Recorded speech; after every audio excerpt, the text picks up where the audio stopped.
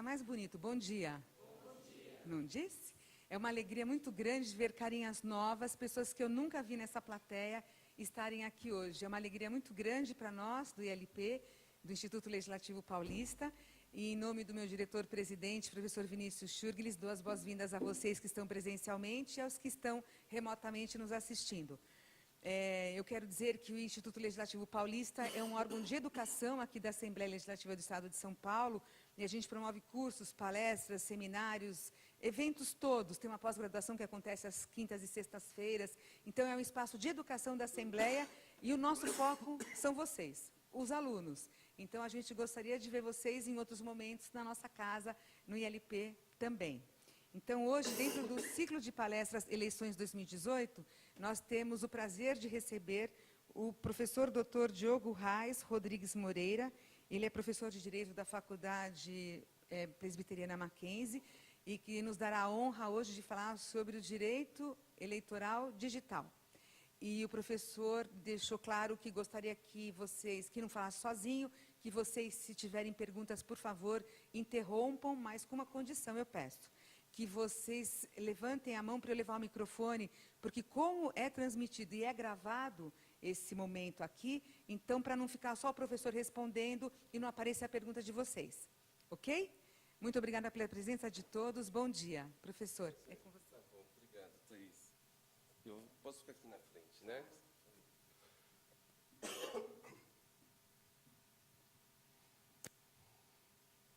Já está sendo transmitido também? Ah, legal. Bom, bom dia a todos. Obrigado pelo convite, Thaís. Agradeço também, doutor Hamilton, pelo convite, pela confiança de poder estar aqui com vocês. Eu vou ficar um pouco limitado aqui nessa região para poder também dialogar com o pessoal que está em casa ou em qualquer outro lugar do mundo. Se tem uma beleza do mundo digital, é isso, né? De qualquer lugar a gente pode estar participando, a gente pode viver um pouco aquilo, mesmo que não seja para aqueles que podem estar aqui presentes. E queria agradecer muito vocês que estão presentes. Sei que o tempo na vida da gente é talvez o que há de mais valioso. Praticamente nós somos o intervalo entre o nascimento e a morte, e tudo isso é tempo. Então, dedicar um tempo a esse encontro é um privilégio enorme para mim poder conhecê-los e conversar com vocês sobre um tema que me é tão caro, tão importante, quanto o direito eleitoral digital. Queria falar um pouquinho do tema, um pouquinho até da minha trajetória no tema, mas no sentido de tentar buscar a confiança de vocês para que a gente possa ter uma troca de experiência relevante. Meu nome é Diogo Reis, como a Thaís apresentou, eu sou professor há um bom tempo, sou professor há 12 anos. Hoje eu não advogo, me dedico exclusivamente à carreira docente. Como dizem os meus alunos, eu não trabalho, só dou aula, então eu não tenho esse problema. Então, vocês estão falando com alguém que não trabalha, só dá aula. E há muitos anos, há 12 anos, eu venho me dedicando à carreira acadêmica. Há uns 10 anos, mais ou menos, eu tive contato com o direito eleitoral. Toda a minha formação foi em direito constitucional, muito próximo do direito eleitoral e talvez o principal bloco do direito eleitoral. Mas nos últimos 10 anos eu venho me dedicando cada vez mais ao direito eleitoral em si. Acontece que há uns 7 anos atrás, mais ou menos, eu tive um desafio para enfrentar. Eu sou professor na Fundação Getúlio Vargas e também no Mackenzie, na Escola Paulista de Direito. Eu trabalho com as 3 instituições já há alguns anos. E há uns 7 anos atrás, lá na FGV, fui convidado para integrar uma equipe que era só do pessoal de direito digital. Porque tem o pessoal que estuda direito digital há muitos anos, né, desde a década de 90. E é um grupo da FGV chamado Grupo de Ensino, Pesquisa e Inovação. E eles só estudam direito digital. Nunca tinham lidado com direito eleitoral. E eu, na ocasião, nunca tinha lidado com direito digital. Isso aconteceu há uns 7 anos atrás, mais ou menos. E aí eles venceram um edital para uma pesquisa específica que queria medir a liberdade de expressão digital nas eleições. Como começou essa pesquisa? Só vou falar um pouquinho dela, porque eu acho que ela vai se conectar com a nossa fala. Há 7 anos atrás, esse grupo de direito digital, ele acabou vencendo uma proposta para fazer uma pesquisa específica para medir qual é o nosso índice de liberdade de expressão digital nos anos das eleições. Só para vocês terem ideia, na época, né, segundo o relatório de transparência do Google, de 2012, 2011, alguma coisa assim, há um índice de remoção de conteúdo da internet grande, isso no mundo inteiro. Tudo está na internet. Então, muita coisa que não deveria estar também está. Então, a gente, de alguma maneira, o Estado atua retirando aquilo quando fere a legislação. E no ano, todos nós sabemos que no Brasil as eleições são bienais. Então, para ficar muito mais fácil, todo ano par tem eleição, todo ano ímpar tem reforma eleitoral. Mas é mais ou menos isso. A verdade é que a vida da gente ela é volátil e isso acaba acontecendo. Depois a gente fala um pouquinho da mudança da legislação eleitoral. Mas, nos anos pares, a quantidade de determinação judicial, ou seja, de ordem judicial, para remover conteúdo da internet, chegava a ser multiplicada 6 vezes. Ou seja, aproximadamente 6 vezes. 585% a mais do que nos anos ímpares. Quando você olha o relatório, você vê aqueles gráficos que falam, ué, mas o que aconteceu nos anos pares no Brasil? A eleição. Nos anos eleitorais, a quantidade de vídeos, fotos e textos removidos na internet chegava a multiplicar por 6 vezes. Isso é muita coisa. E aí, uma provocação acadêmica foi tentar medir por que se retira tanto, o quanto se retira realmente, né? Quais são os fundamentos, qual é a velocidade do processo e tudo mais. E daí a gente desenvolveu uma pesquisa. Essa pesquisa está publicada. Eu, inclusive, compartilho com vocês, se vocês quiserem, mas onde a gente analisou só as eleições de 2014. A gente resolveu recortar no tempo, porque não dá para analisar todas as eleições do mundo. Mas as brasileiras de 2014, nós varremos os sites de todos os TREs do Brasil. Né? Todos nós sabemos que cada estado tem um TRE, um Tribunal Regional Eleitoral, aí ainda soma-se o TSE. Então, foram 28 tribunais que a gente fez pesquisa para levantar nos seus bancos de dados todos os processos que se tratavam sobre, ou que tinha removido conteúdo, ou que tinham pedido para remover conteúdo da internet. Então, a gente fez alguns filtros. Né? A gente falou, ó, o que tem de rádio e televisão eu não mexo, o que tem de imprensa escrita eu não mexo, mas o que tem de internet eu quero. E a gente capturou todos esses casos, remontou os processos. Por que remontar? Porque no mesmo processo, às vezes, você tinha 8 decisões. Não tinha sentido ter a última, né? Porque muitas vezes, em especial remoção de conteúdo da internet, o que vale mesmo é eliminar. Porque até ser discutida, já não adianta. Então, já passou a eleição e tudo mais. Então, e a gente fez isso. E a gente publicou uma pesquisa. Se vocês quiserem encontrar, eu acho que eu até consigo puxar ela aqui rapidinho, só para aproveitar o embalo que eu já falei dela. Eu vou colocar ela aqui para a gente, porque ela está disponível, e eu vou mostrar mais ou menos qual o caminho para você achar. Eu acho que é mais fácil, até para quem está lá, e depois está aí. Se tiver algum meio de disponibilizar, a gente facilita para todo mundo. Não sei se tem alguma página, alguma coisa, você fica à vontade, tá?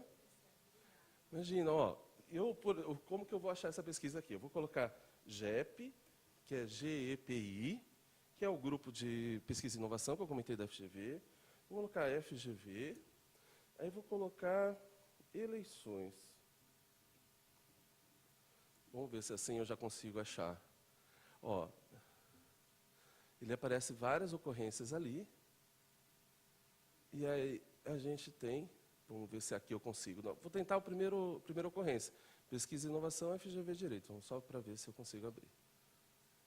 Aqui tem um pouco a história desse grupo, que eu fiz parte naquela época. Hoje eu já não trabalho mais lá, mas eles continuam com várias pautas muito interessantes, em especial focado no direito digital de uma forma geral. Deixa eu só olhar, porque esse quadro aqui ele é um teste de idade, né, para a gente. A gente tem a dificuldade de poder achar. Ah, está ali na linha 2, que é a democracia. Ah, tem outros aqui mais pertinho. Que aí ele conta um pouquinho da experiência. Está vendo aqui, ó, pesquisas e publicações? Se você abrir as pesquisas e publicações de 2016...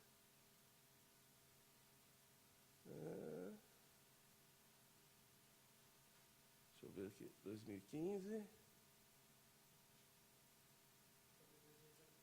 Eu abri 2014, desculpa. É que eles mudaram o site recentemente.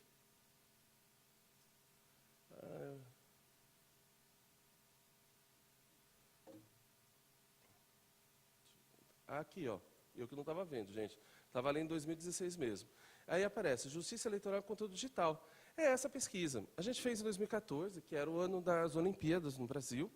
E então a gente aproveitou e fez tudo temático com as Olimpíadas. Então, o que a gente conseguiu medir? Aqui tem uma introdução, tá, para explicar principalmente para o estrangeiro como funciona a Justiça Eleitoral, né, porque, no geral, quem trabalha com o direito eleitoral já conhece. Mas aí aqui a gente resolveu fazer tudo nas modalidades, e não por acaso. a gente usou o box para dizer qual partido que sofreu mais ações e qual partido que entrou com mais ações. E aqui, então, tem toda uma análise qualitativa e quantitativa das eleições de 2014 no cenário digital. Aqui é o perfil das pessoas que participaram, os cargos que mais entraram com ação e os que mais sofreram ação, quem foi o principal alvo. Nesse caso, o Facebook acabou sendo o principal alvo, o Google em segundo, o Twitter. Qual o tipo de conteúdo que foi removido. Se foi texto, se foi vídeo, se foi foto mais vídeo, que é o famoso meme. E aí a gente foi pesquisando o total de deferimento e deferimento de sentença.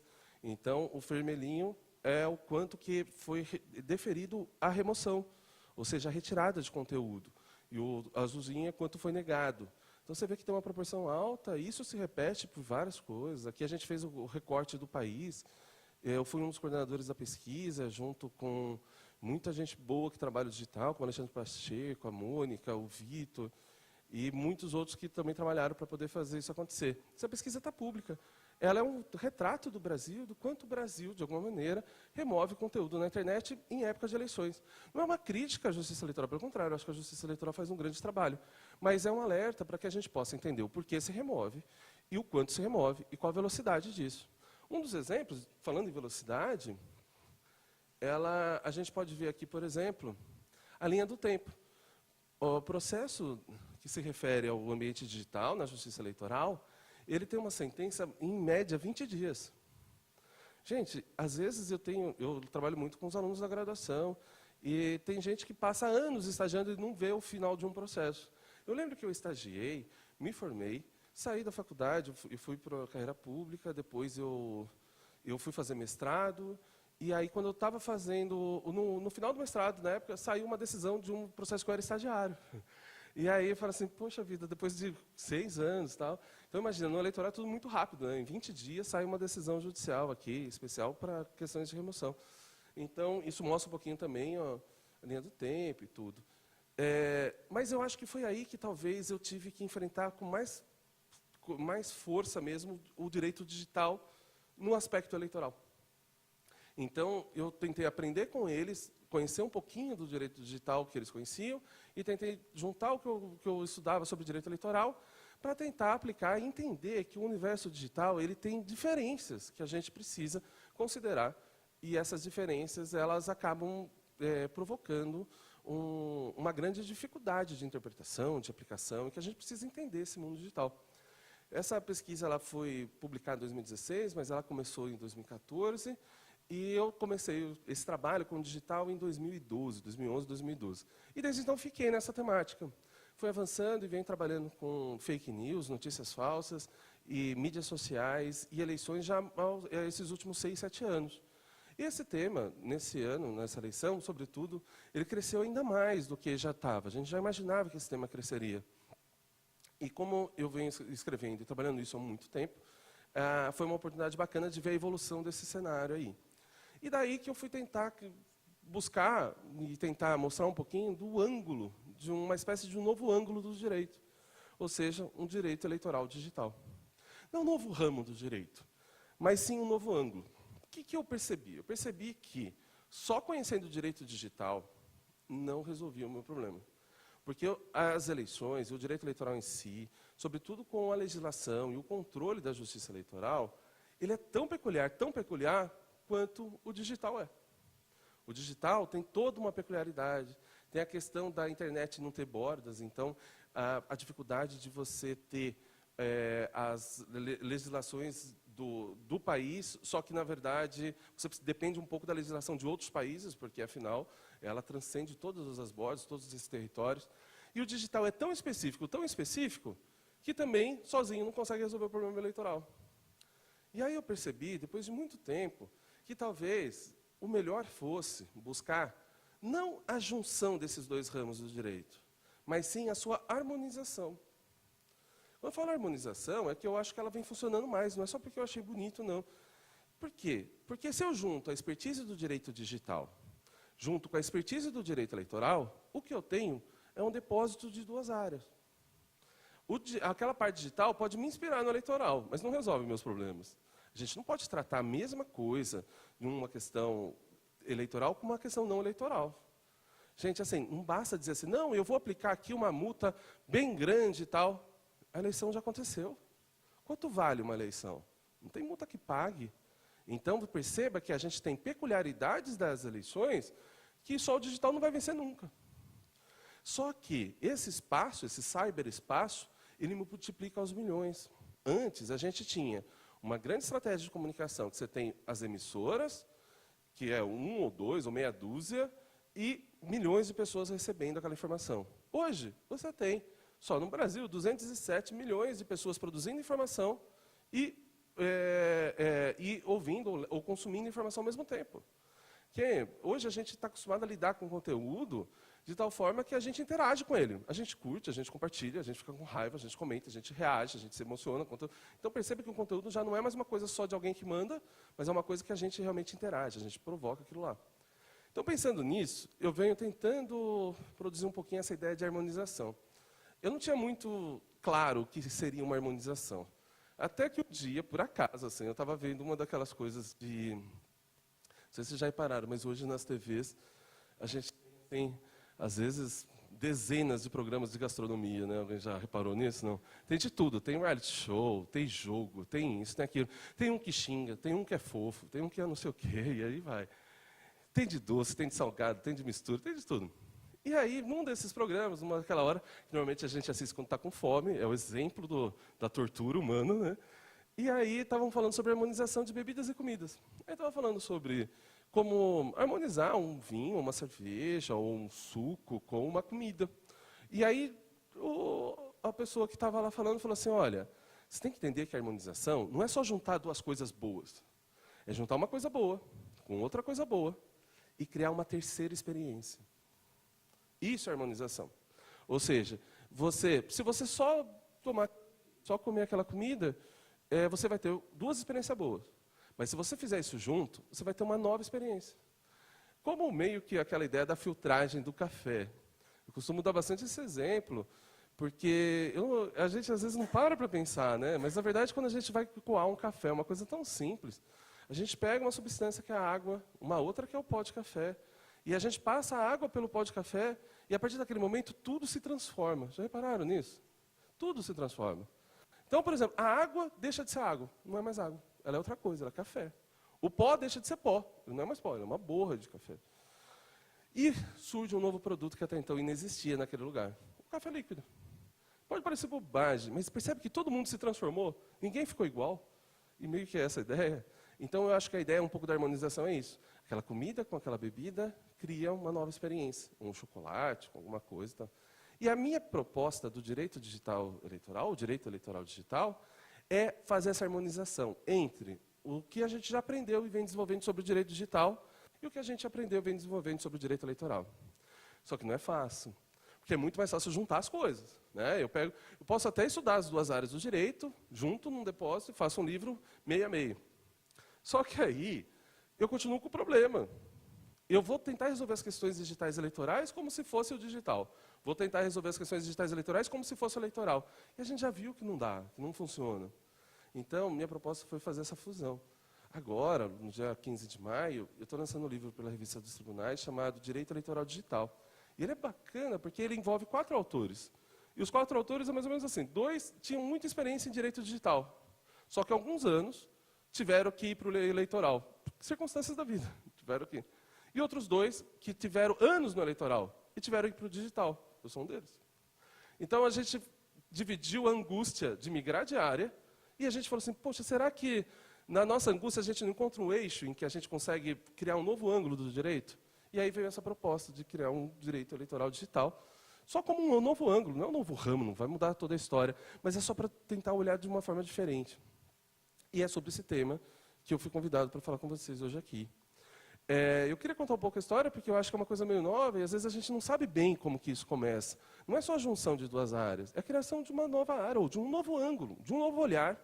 A ideia é ter um olhar digital sobre as eleições e ter um olhar eleitoral sobre o mundo digital. A hora que esses olhares se cruzam, talvez a gente esteja num eixo que pode surtir mais fruto, pode acabar rendendo mais frutos. A gente tem bastante dificuldade sobre a aplicação do Marco Civil nas questões eleitorais. Mas o Marco Civil ele nasce para isso mesmo. Ele nasce para as questões digitais e, muitas vezes, ele deve ser aplicado aqui nas eleitorais. Nós, em 2009, mudamos a legislação da eleição, que é a Lei 9504 de 97, a gente mudou justamente para que ela trouxesse dentro dessa lei, né, que é a nossa lei base, a Lei Geral das Eleições, vários dispositivos sobre a internet. É claro que a gente fez isso do nosso jeito, né? A gente fez isso do jeito que pôde. Eu não sei se vocês lembram que no começo a gente tinha até sites que eram quase que de uma internet da Justiça Eleitoral, vocês lembram disso? Não? Tinha alguns sites que os sites eles tinham que ser não .com, como a gente costuma ser, mas sim .can, de candidato.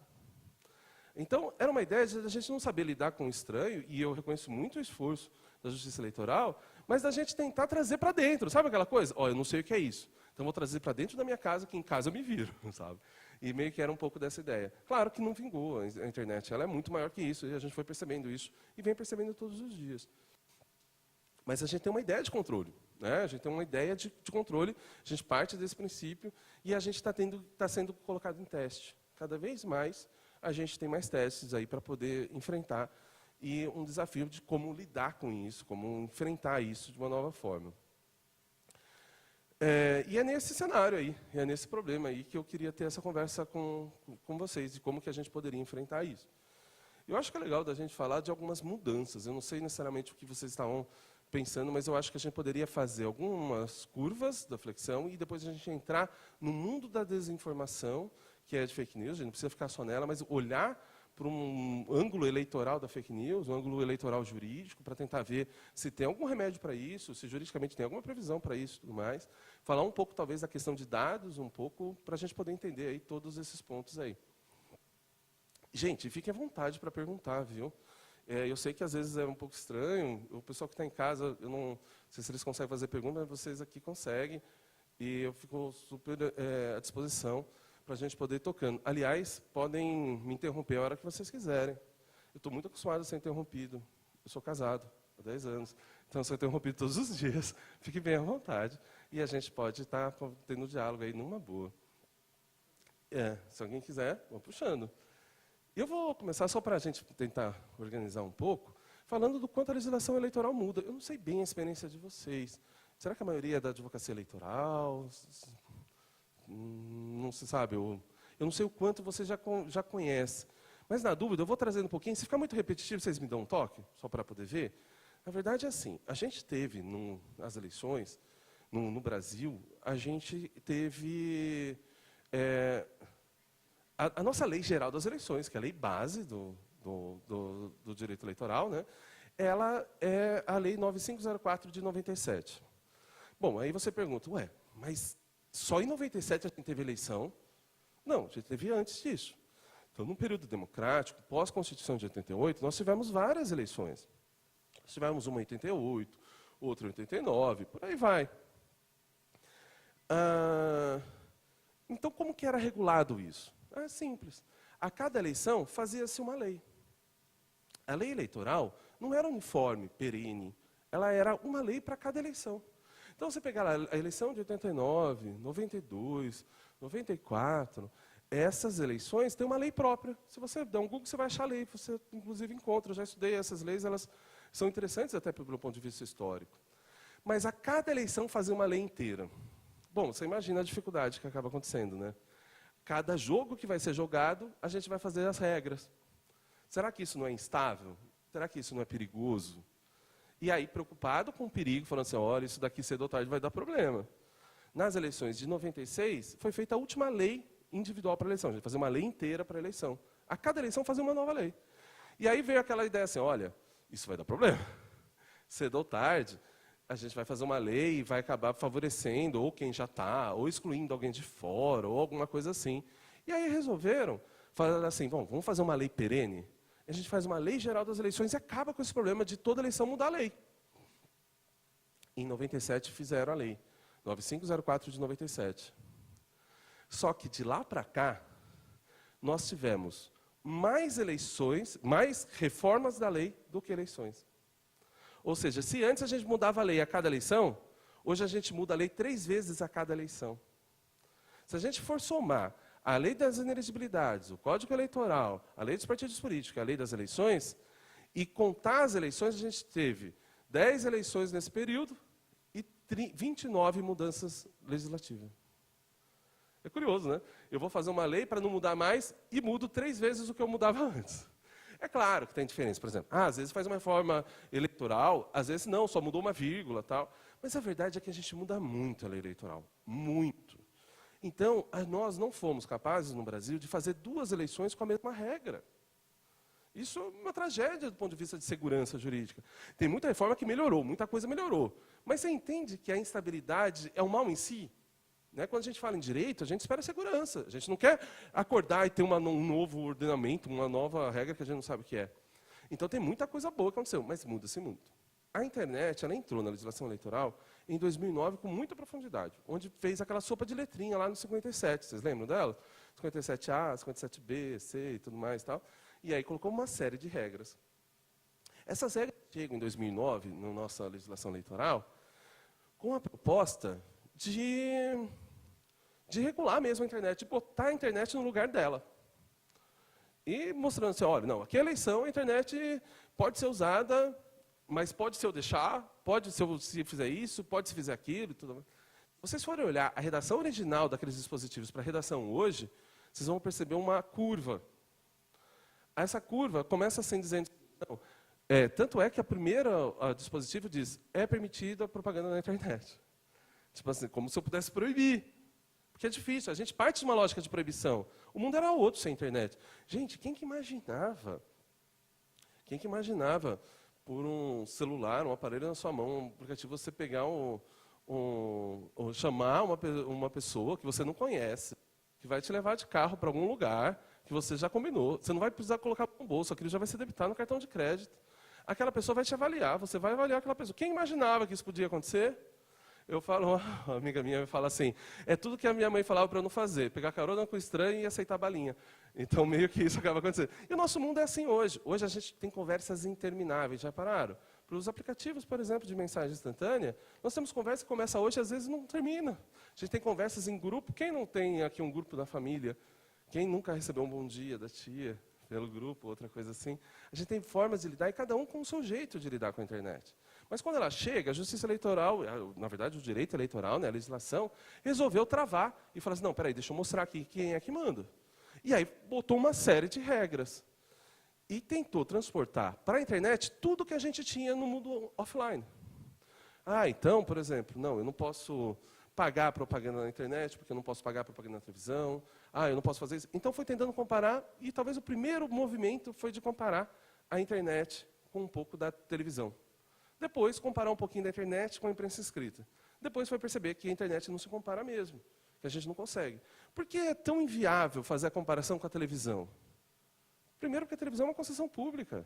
Tem uma atuação do poder público, a internet não. Segundo, que a concessão, a TV, ela é uma empresa, ela tem gestores. E na internet pode ser uma pessoa de 12 anos publicando e tocando a vida por ali. Então mudou tudo. Não dá a gente é um tipo de mudança daquelas que a gente fala que é disruptiva. Ela não muda só a coisa, muda tudo ao seu entorno, ao redor. A gente não sabe, o cenário mudou completamente. Então não dá para tratar tudo como se fosse igual. Mas talvez o que mais interessa é nessa curva e nesse movimento que a gente faz para a última reforma eleitoral, que é a reforma de 2017. Nessa reforma de 2017, me parece que foi o momento em que a gente fez essa virada da tecnologia nas eleições. Sabe por quê? Na reforma de 2017, a gente conseguiu reconhecer muitas coisas. A gente reconheceu que, de alguma maneira, a internet pode criar voz, embora tenha muito defeito. A gente pode até falar do problema de algoritmo e tudo mais, mas para algumas pessoas que tinham 0 chance de ter voz.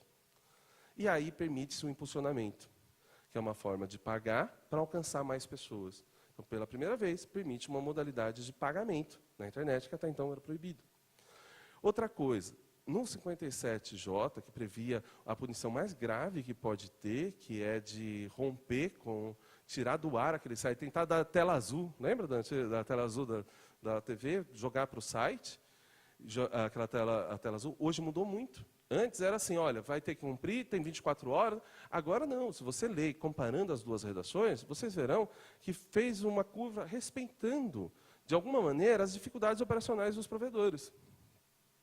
Muito curioso isso. Eu já vi um monte de gente falando assim, não, o Brasil, de alguma maneira, cedeu aos grandes players e tal.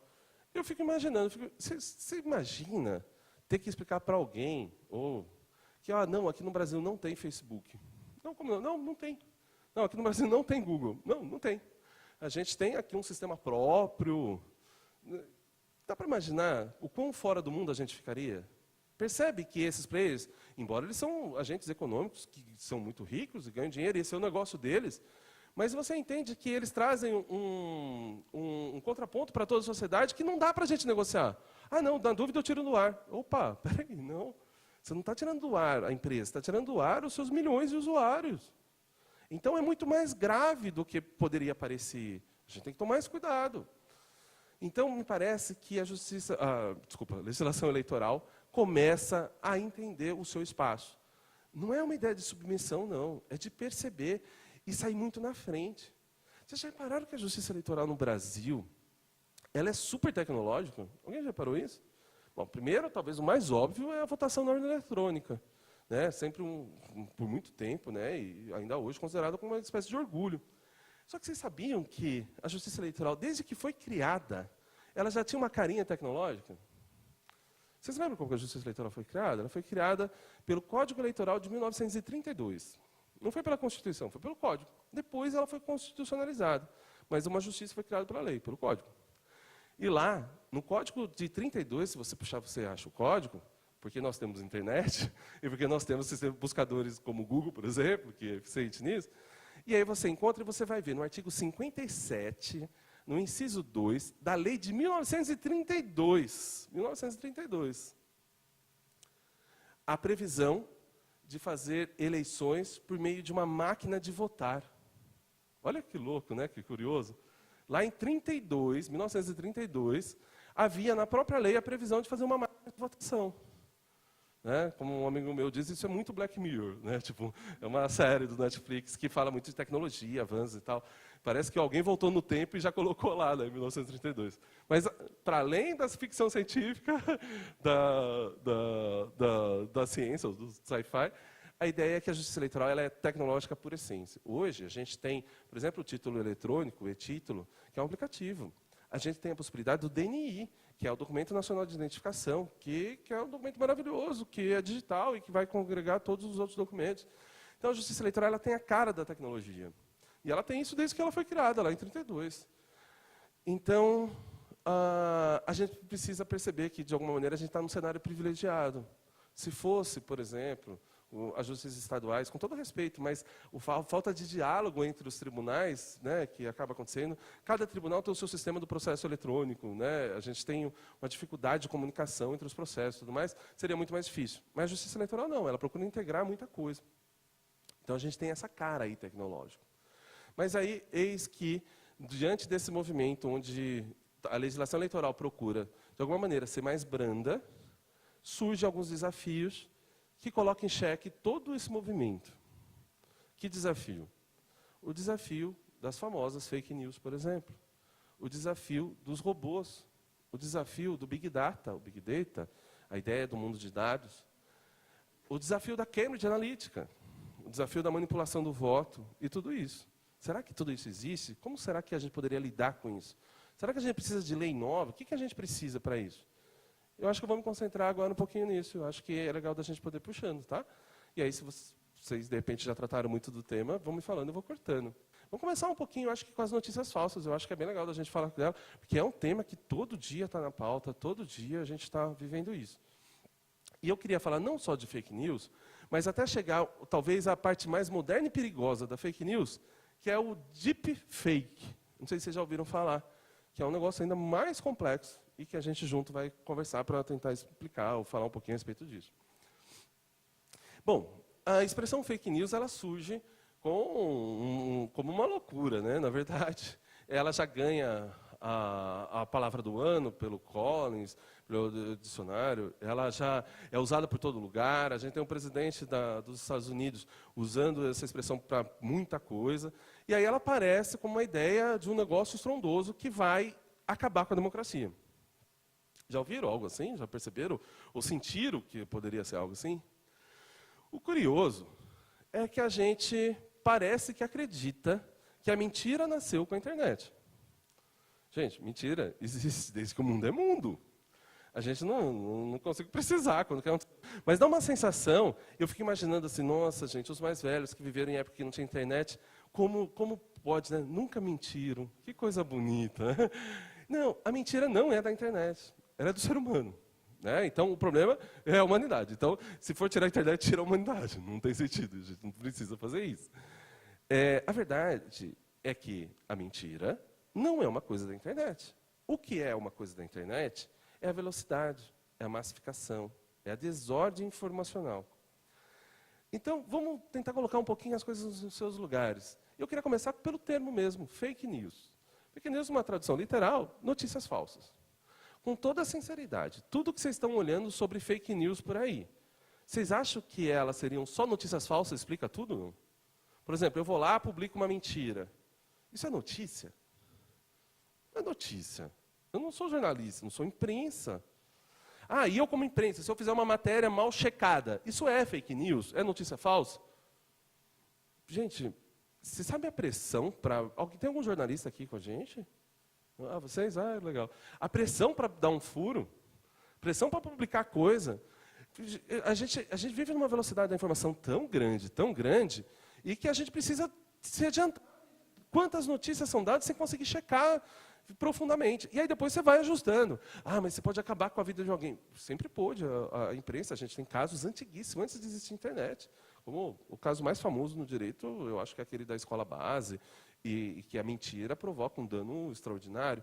Hoje a gente tem um lançamento, agora há pouco, de um filme brasileiro que fala sobre isso, um julgamento muito rápido das redes, que é um caso de um professor de natação e tal, interpretado por Daniel de Oliveira, se não me engano, e que fala um pouquinho disso, de uma coisa que é uma avalanche. A gente entrou para um linchamento público virtual e aquela dificuldade.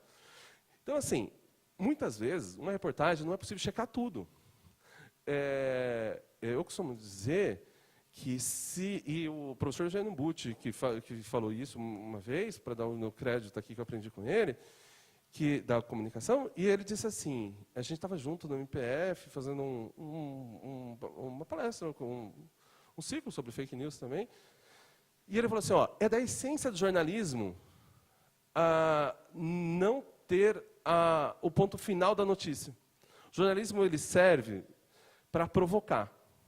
Se a gente puder só publicar no jornalismo aquilo que a gente tem completa certeza, o jornalismo jamais teria descoberto ou incentivado a descoberta de casos enormes de corrupção, casos de abuso e tudo mais. Então, do jornalismo, não é a ideia do jornalismo, me parece, publicar uma coisa falsa, não é isso. Mas, muitas vezes, o jornalismo ele precisa mostrar um indício, tem que fazer a ressalva, o jornalista tem essa responsabilidade.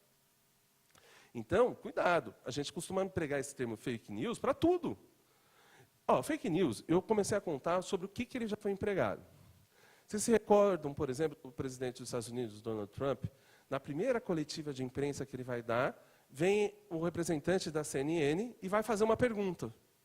E aí ele fala, tem até um meme disso daí, muito famoso, ele fala, você é fake news, sabe? Assim, você é fake news. Então, fake news agora é uma pessoa. Não é uma notícia falsa, é uma pessoa. Gente, a pessoa não fez notícia, não fez a pergunta, já é falso. Gente, para uma coisa ser falsa, ela precisa ser. Ela precisa existir. Aquilo não existia. Só tinha a vinculação daquela pessoa a um organismo. Então, percebam que nós, no desespero de tentar vencer um mal desse nosso tempo, que é fruto do nosso tempo, a gente está correndo o risco de fazer bobagem. A gente está dizendo que tudo é fake news, e se tudo for fake news, 2 resultados a gente chega por meio da lógica. Nada é fake news, ou eu posso fazer tudo. Se tudo é fake news e eu tenho que combater a qualquer custo, dizer que é fake news pode provocar 2 caminhos muito perigosos para a democracia. Ferir a liberdade de expressão e deslegitimar o candidato eleito. dizer que ele foi eleito por causa da mentira, fazer com que a liberdade de expressão passe por um crivo de alguém. Alguém vai ter que julgar se é verdade ou mentira. Sabe uma coisa que eu costumo falar? Se tivesse que publicar só o que é verdade, eu tenho certeza absoluta, não tem outra coisa. Agora mesmo, eu estava com os juízes eleitorais de todo o país, eu respeito muito o justiça eleitoral, já falei isso várias vezes, eu acho que é legal de reafirmar, para não parecer outra coisa.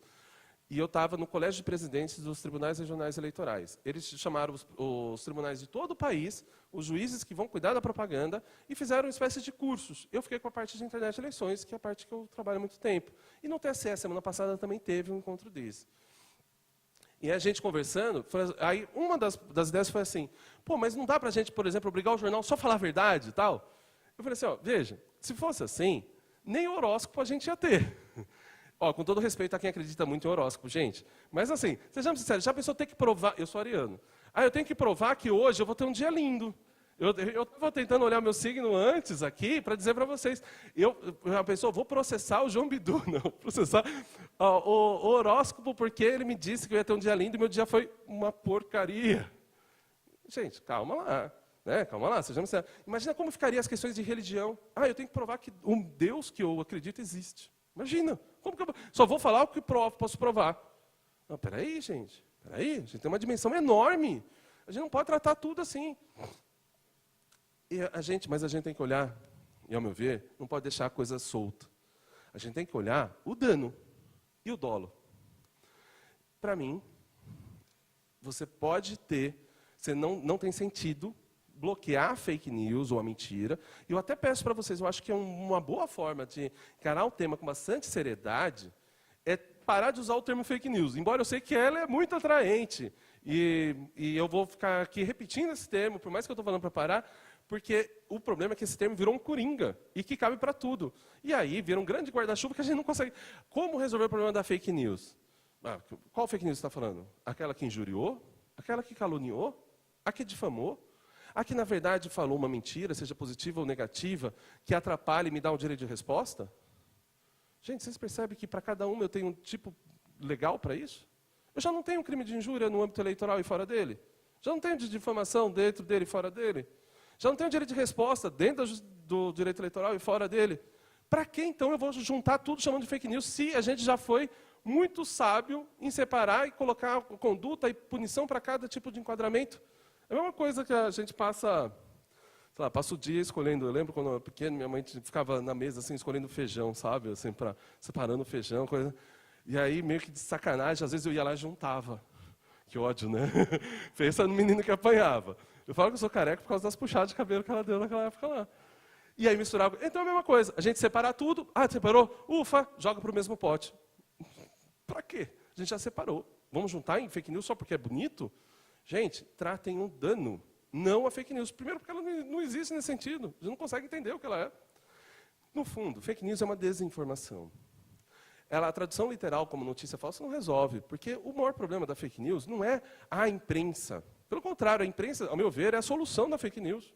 Porque ela é um porto seguro onde a gente vai poder checar, vai poder ir atrás. A imprensa erra, mas aí a empresa concorrente desmistifica o erro da outra. Elas não estão todas reunidas sobre o mesmo dono. Não é para ser assim. A gente tem muitos outros meios de imprensa. A gente tem imprensas muito mais livres. E você tem uma disposição de informação para poder checar. Antigamente, a internet, além de ter a mentira, a gente não tinha como checar. Gente, tem um estudo, por exemplo, da BBC, que fala... Sabe aquela Wikipédia, que é uma enciclopédia coletiva, tal, colaborativa? É muito comum as pessoas falarem assim, não acredite nisso, não sei o que e tal. Fizeram uma pesquisa e viram que na Wiki tem menos erro do que tinha na antiga Barça. Só que a gente não tinha como checar. Não sei se era a Barça ou a Rússia, desculpa aí o pessoal das enciclopédias. Mas era uma dessas muito famosas, sabe aquelas que custavam um carro na época antiga, aquela coisa assim? E que tinham mais erro do que tem hoje na internet. Porque hoje tem tão mais verbetes que, proporcionalmente, o Wiki erra menos do que errava a antiga. E só porque era no papel e custava um carro, e as pessoas tinham que ir atrás, tal, era mais confiável, era porque eu não podia checar. Hoje a gente pode. Pelo mesmo meio que você vê, você checa. Então, daí está um trabalho incrível dos checadores de fatos, que são conhecidos pela expressão inglesa fact-checking. Fact, de fato, checking, checando, checadores de fatos. A gente, no Brasil, tem 3 agências que são filiadas à rede internacional de fact-checking. É a agência Lupa, a agência Pública e Aos Fatos. Essas 3 agências são filiadas a essa rede internacional. Então, eles têm procedimento de checagem. Se vocês entrarem no site, por exemplo, da agência Aos Fatos, ela tem um site muito bacana, eu tinha parado aqui, você vai perceber algumas coisas.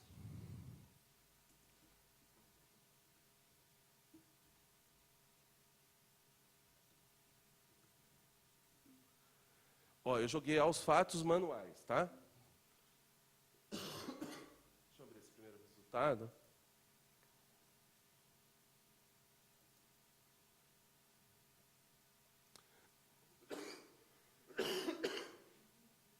Olha só, essa agência, Aos Fatos, ela traduziu vários manuais mundiais de como descobrir a verdade das matérias. E tem vários guias. Ó, 8 maneiras de evitar cair nas mentiras. 14 dicas para montar um projeto de checagem quando é mais necessário. Preparando-se para o pior. Como estar pronto para... Eu não consigo ler. Esse plano... Rox. Esse plano de aula ajudará... E aí tem uma série de manuais. Como checar boatos em 9 passos. Eu já usei esse daqui várias vezes. Então, nós temos informação. Nós temos informação. Basta ir atrás. Agora, é muito mais cômodo você encontrar lá uma notícia falsa, compartilhar, divulgar no grupo de família e fazer para todo mundo sem checar nada. Agora, sejamos sinceros. É esse o tipo de responsabilidade que a gente quer? Costumo dizer que na internet é necessário que o usuário perceba que ele é o curador do conteúdo. Entende esse conceito de curadoria? Ele que vai selecionar. É como um curador de arte, no museu, de uma exposição. Ele vai selecionar quais quadros vão, quais fotografias que vão para lá. Eles que vão cuidar disso. E nós, como usuários da internet, já vai selecionar que informação eu vou acreditar, como que eu vou checar, o que eu vou compartilhar. Nós somos responsáveis pelo que escrevemos e pelo que compartilhamos, não tem jeito. E podemos sofrer consequências jurídicas disso. Se gerar dano e tiver dolo, é pau. Tem que responder por isso. Pode não conseguir responder na velocidade do processo eleitoral, pode ser fora dele, por meio do dano de imagem, alguma coisa assim, mas que pode responder, pode. Perceba que quem faz isso está transgredindo a norma. Eu estou injuriando alguém, estou difamando alguém. Gente, isso sempre foi crime. Né? A gente tem isso sempre foi um problema, isso sempre gerou dano. Se gera dano, tem que ter punição, o direito tem que agir. Pode não agir na velocidade de um clique, mas ele pode agir. Eu costumo dar o exemplo com os meus alunos, quando, por exemplo, a gente vai atravessar a rua, está na faixa de pedestre, e tem um sinal lá, o semáforo vermelho. Só que não tem carro nenhum. E aí você atravessa. Aí você fala, não, eu respeito o semáforo. Não, você respeita o carro, você respeita você não quer ser atropelado. Porque se não, vermelho, mesmo com carro nenhum, você não ia atravessar, porque você respeitou a norma. Então, não deixe a oportunidade de lhe transformar num transgressor de norma. Né? Como a gente já viu casos muito horríveis, mas como, por exemplo, quando tem greves policiais, saque mercado, não estou falando que a gente vai fazer isso, mas você percebe que tem um fundinho naquela coisa da oportunidade? Na dúvida? Compartilho. E por aí vai. E daí que tem um pouquinho dos efeitos da fake news. Mas antes eu queria ouvir o nosso colega aqui. Só uma pergunta rápida que me passou. Gabriel Lima, sou secretário de Comunicação da Juventude do PDT e colaborador de Jornalistas Livres. Você falou sobre as consequências do dano e do dolo quando atinge uma outra pessoa. Mas quando a pessoa cria a notícia em favorecimento dela, qual que é o dano e o dolo? Legal. Depende. Se ela criar, por exemplo, em favorecimento... Porque esse é o problema, fake news positiva. Que a gente pensa em fake news como, ou desinformação como negativa. Quando a gente positiva, a gente fala, não tenho dano. Não tenho dano, mas eu tenho dolo, porque a pessoa sabe que é ela mesma. Né? Normalmente a pessoa sabe a verdade sobre si. Como um colega meu diz assim, se estiver falando mal de mim, me chama. Eu sei coisas horríveis sobre mim. Né? E a gente sabe mesmo, cada um sabe coisas horríveis sobre si. Então não vai ter um culposo. Ele não mentiu porque achou, teve o dolo. E será que ele provocou dano se ele falou bem? Depende. Se ele estiver disputando com uma outra pessoa, mente dizendo assim, olha, eu quando fui, sei lá, deputado, quando eu fui governador, eu fiz milhões de obras e fiz isso, aquilo, tal. Existe algum remédio jurídico para combater isso, já existente, sem a gente ter que fazer nova lei? Qual é o remédio jurídico normalmente para isso? Direito de resposta. Mesmo quando não fala mal de alguém, ele se ergue, ele, ao meu ver, ele cria um dano, não para ele, mas para os outros. Porque ele, com a mentira, ele se coloca além do que ele é e cria-se uma sensação de que os outros são menos do que eles são. Então, me parece que tem um dano. Não é para ele. Ah, ele não atacou diretamente alguém, mas aí me parece que qualquer um que concorre com ele poderia dizer, não, peraí, não é bem isso, não. Mas boa parte entende que isso faz parte do debate político. Eu, particularmente, acho que judicializar tudo é ruim. É ruim para o sistema. Então, o debate político serviria para alcançar ali. É maravilhoso o sujeito, quando eu fico imaginando, eu como candidato, o sujeito fala assim, eu construí 50 pontos. E aí eu usar uma boa parte do meu programa para contar. 1, 2, 3, 4, e falar, acabou aqui. Mentiroso. Mentiroso. E ele não tem como explicar que não mentiu, porque ele realmente mentiu. Então, o debate político pode ser muito melhor do que, eventualmente, o direito de resposta. Tem gente que nega o direito de resposta para esse tipo de coisa, mas é um mecanismo possível. Imagino que seja possível. Lá no TSE, na quinta e na sexta, eu, junto com o professor Walter Capanema, discutimos um pouco sobre isso lá na mesa. E o professor Walter entende que cabe, sim, o dano. Eu até acho que, dependendo do dano, da mentira, caberia, mas o melhor cenário é o debate político. É maravilhoso, né? Como adversário, eu ficaria torcendo para chegar. Aliás, nesse site que eu falei do Aos Fatos, tem um manual que está ali, ó, como checar declarações de políticos. Ele é ótimo para campanha, eu acho, né? Para tocar. No geral, eu acho que a questão da mentira e tudo mais, quando você meio que joga para os leões, entendeu?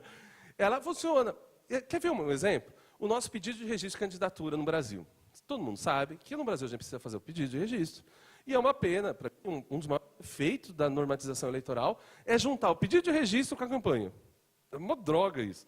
Então, no Brasil, a gente vai entrar com pedido de registro de candidatura até o dia 15 de agosto, às 19 horas, e no dia 16 começa a campanha. Então, resultado, não deu tempo de julgar. Então, a gente fica com vários candidatos subjúdice ali. Isso quando está tudo bem, né? Porque quando não está, esse prazo aumenta. Mas qual foi a estratégia da Justiça Eleitoral, ou da legislação eleitoral, para isso daí? Falou o seguinte, entrou com pedido de registro, é difícil passar um pente em tudo, né? Gente, nas eleições municipais nós tivemos 1 milhão de candidatos, cara.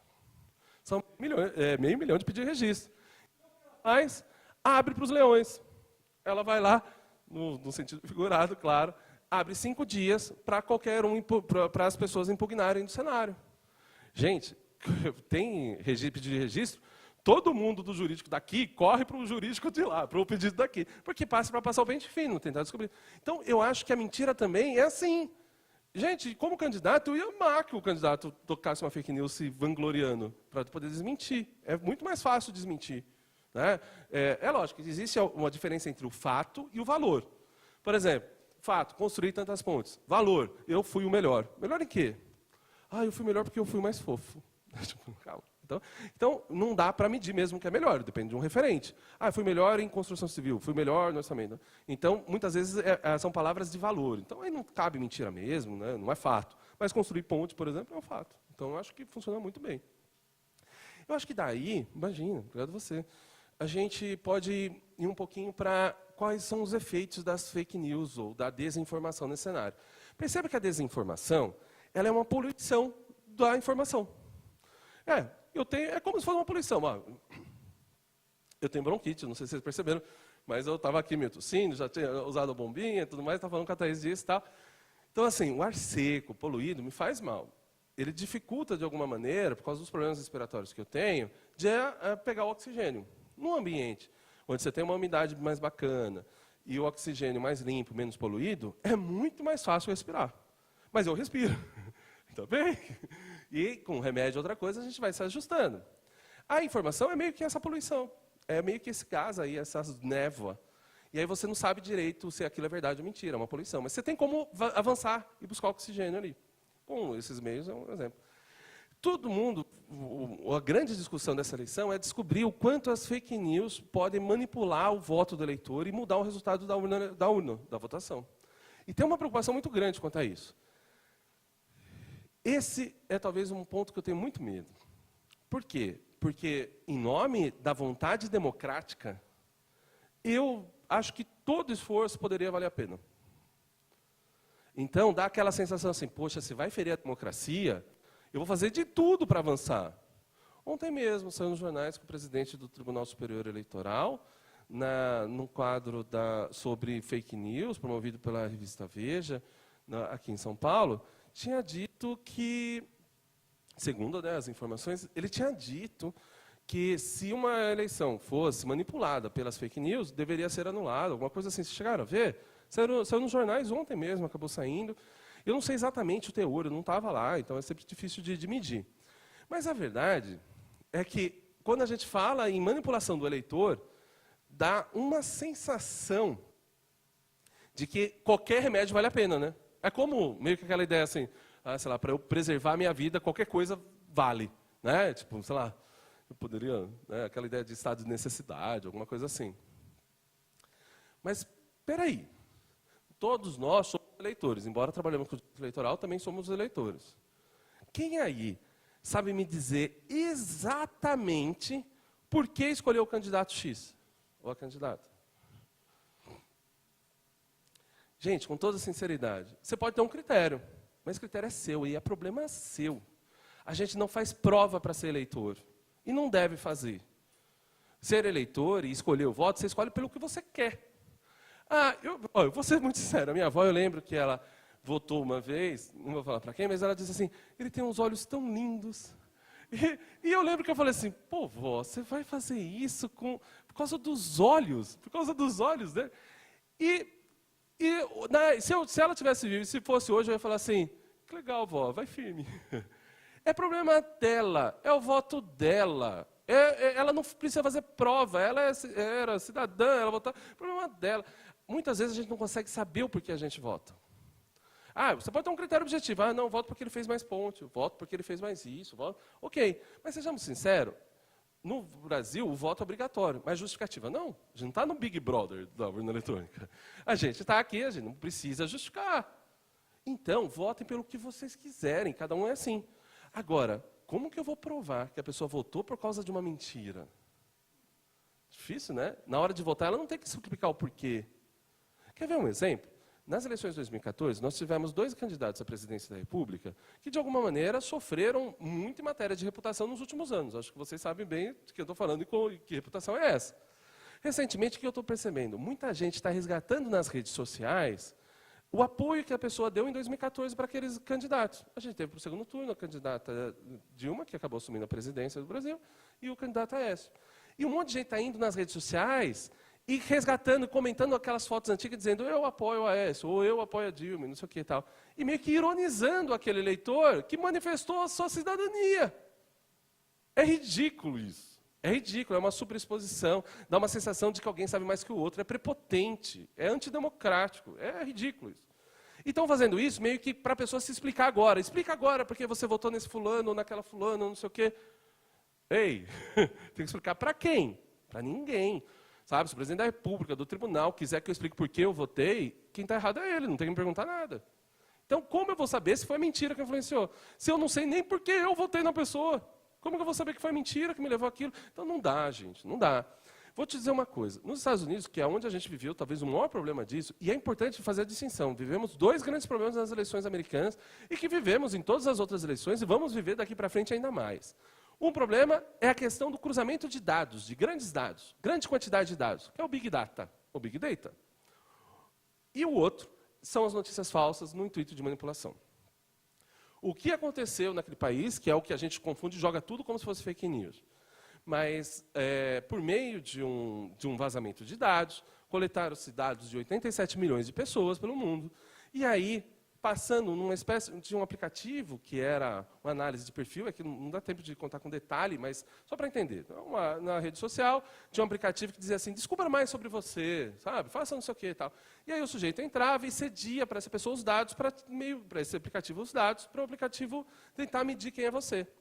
Existe uma forma de psicometria que mede, que seria mais ou menos tentar colocar em medição o perfil psicológico e dizer se você é mais neurótico, menos neurótico, mais extravagante, menos extravagante e tal. E aí, tentar traçar um micro-target, ou seja, tentar definir em populações. Lembra que eu dei o exemplo do signo há pouco tempo? Meio que o signo tenta fazer isso com 12 signos. Né? Ele lá, pelos astros e tal, ele tenta dizer o seguinte, olha, por exemplo, eu tenho uma amiga que tudo que ela faz, a colega de trabalho dela fala assim, mas também é de escorpião, tudo não importa. Ela não aguenta mais essa história. Então tem gente que leva muito a sério o signo. Mas é como se a gente tivesse mais de 100 mil signos, vamos dizer. Microsegmenta. O sujeito é a favor, sei lá, do fumo, o outro é a favor do álcool, o outro não, é contra os dois. Então você consegue perceber direito o que eu quero ouvir. E aí inventavam histórias para poder tentar te convencer a não votar nenhum, e votar no outro. Então a notícia falsa foi o veículo. Mas o problema está no dado. Porque é invasivo você roubar dados de um aplicativo e vender como se vender o meu perfil para alguém saber exatamente qual que era o que eu gosto. Eu falo que esse é um problema da privacidade de dados. A gente aprovou agora na União Europeia um protocolo para a privacidade de dados. No Brasil a gente ainda não tem, tem há anos patinando numa legislação de privacidade de dados. Mas eu falo que a gente tem uma relação com os dados meio ridícula, não no Brasil, talvez no mundo. É como se alguém dissesse assim, é Páscoa, quer pôr orelhinha na sua foto? E aí você põe um negócio ridículo de umas orelhinhas. E aí você diz, eu aceito. E você cede todos os dados para aquela pessoa. Então, a gente não tem apreço aos dados. Os dados é o novo petróleo. É a nova riqueza do mundo, está nos dados. E a gente simplesmente, clica sem aceito, sem ler. E mesmo que ler não vai mudar nada mesmo. Mas tudo, às vezes, por uma vontade efêmera, para aparecer com uma orelhinha ridícula, para aparecer com uma faixa tal, ou uma luz. Então, assim, a gente não tem apreço pelos nossos dados. Enquanto a gente não tiver apreço, as pessoas vão usar os dados do jeito que elas querem. Então, o maior problema nos Estados Unidos, ao meu ver, é o problema dos dados, não da mentira. E a gente está tratando como se tudo fosse fake news. É isso que é importante separar.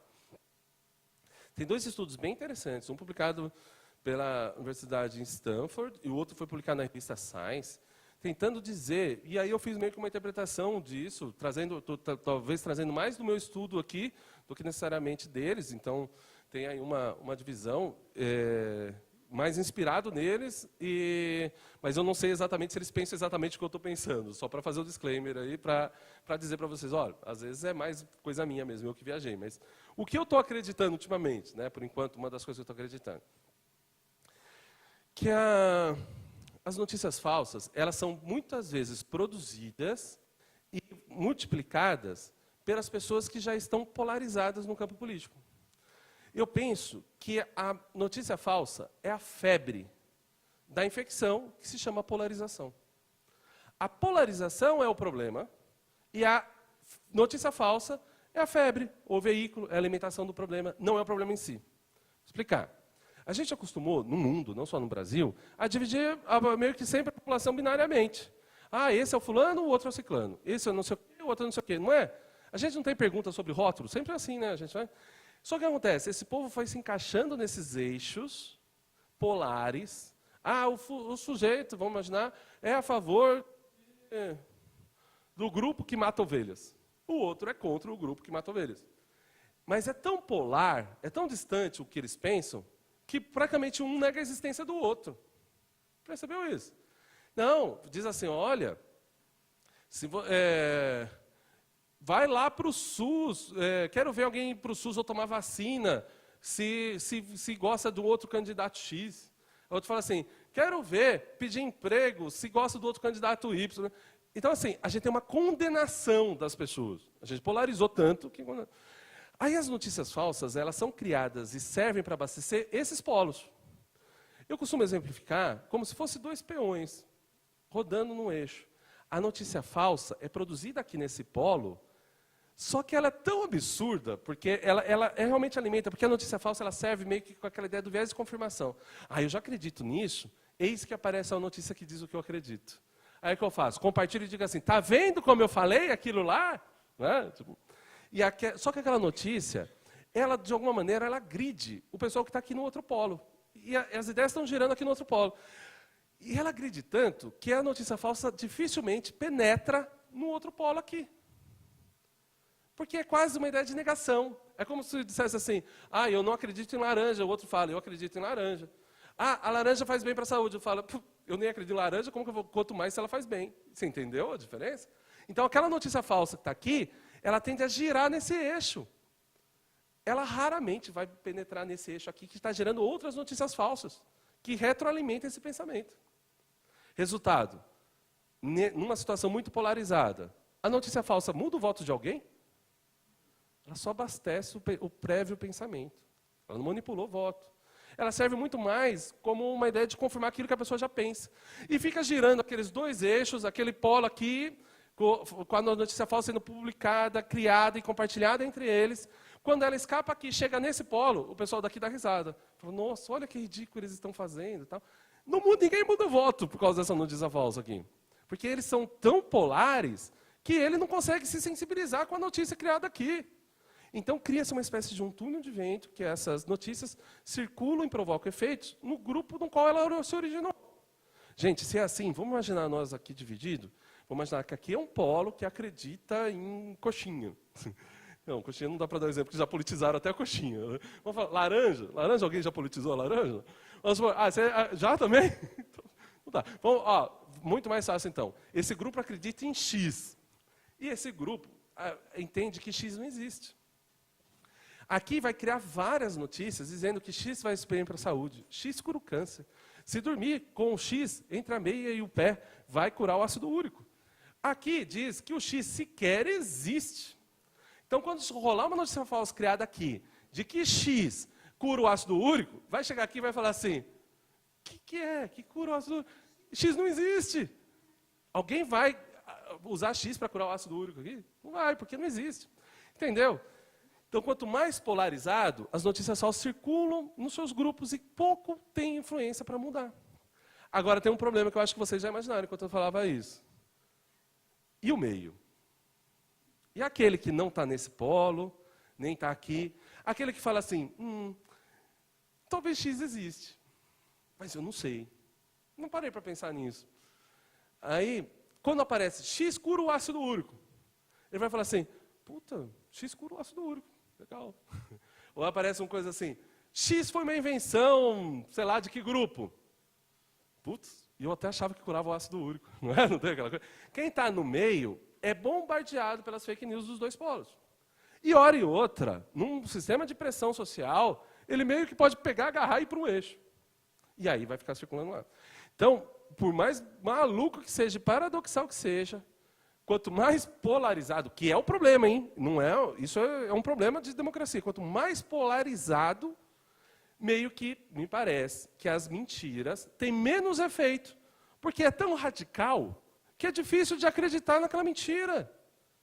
Agora, quanto menos polarizado, ou seja, mais gente no meio, mais chance da pessoa se convencer daquela mentira para talvez adotar como um dos motivos do seu voto. Que eu disse que é muito difícil saber qual é o motivo do voto.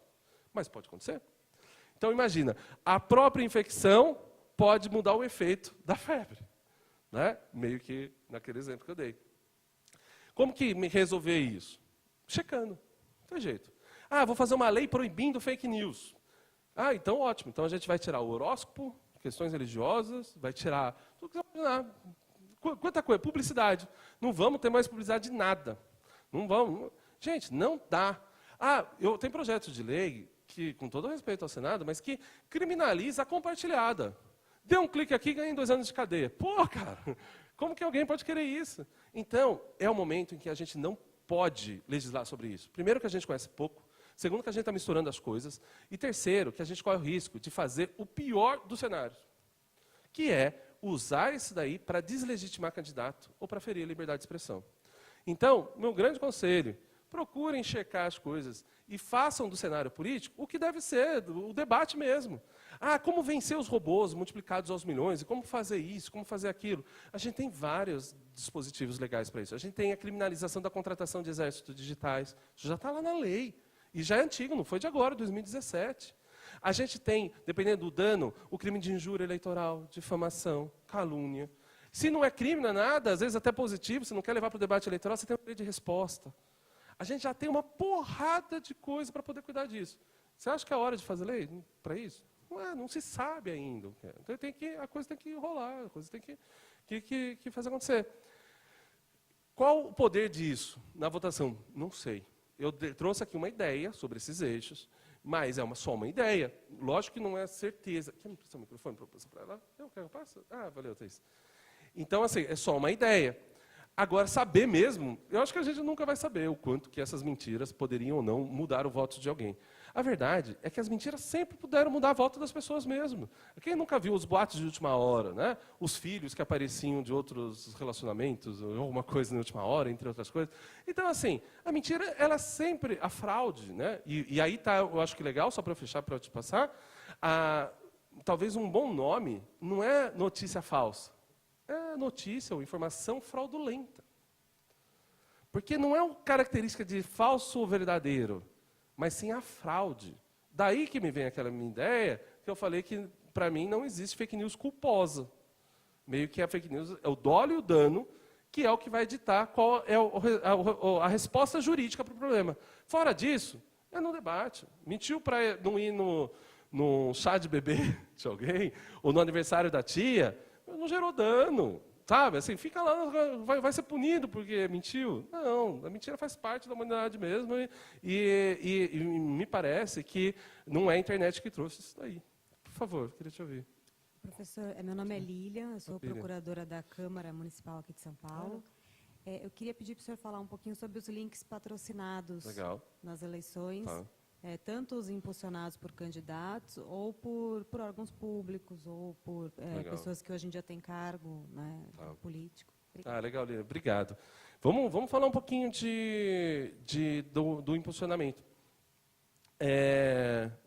Só talvez antes, bem antes, só para eu fechar esse ponto da mentira, eu só queria mostrar para vocês bem rapidinho aqui o quanto é difícil a gente lidar com esse tema, porque eu tinha separado aqui, deixa eu ver se eu acho. Esse quadro, não sei se todos conseguem ver, essa é uma pesquisa feita pela Ipsos, em que ela pesquisou em 38 países o quanto que os seus habitantes lidam com a verdade. E o Brasil foi um dos países pesquisados. É o segundo lugar, que é o pior. O pior. Ou seja, exatamente isso. O Brasil só perde para a África do Sul em matéria de acerto. Ou seja, a gente não sabe lidar já com a verdade. O Brasil é o segundo país que menos acerta as verdades. Gente, será que nós somos, então, o melhor país para poder resolver o problema da mentira? Então, cuidado. Então, talvez um ponto que seja importante é juntar um pouquinho daquelas duas coisas que eu falei. Se no âmbito eleitoral a gente não conseguiu fazer 2 eleições com a mesma lei, e no Brasil talvez a gente não consegue perceber a verdade, será que a gente precisa mesmo de uma lei eleitoral que criminalize a fake news? A gente vai juntar o pior de 2 mundos, a meu ver. Então, não, eu acho que não, só para poder fechar isso daí. Vamos falar um pouquinho de impulsionamento de conteúdo. A gente teve, desde a reforma de 2017, pela primeira vez, a possibilidade de uma propaganda paga na internet. No começo começou a dizer que não era propaganda paga, porque, na verdade, não é a propaganda, e sim o impulsionamento. É a propaganda paga na internet, não tem jeito. A própria lei fala, é verdade a propaganda paga, exceto ou salvo o impulsionamento. Então, o impulsionamento é um tipo de propaganda paga na internet que entrou agora. Eu vi muita gente criticando isso e dizendo que isso é a manipulação total da internet e tudo mais. Tal. Eu acho que é importante saber um pouquinho como que funciona a internet, para a gente poder entender.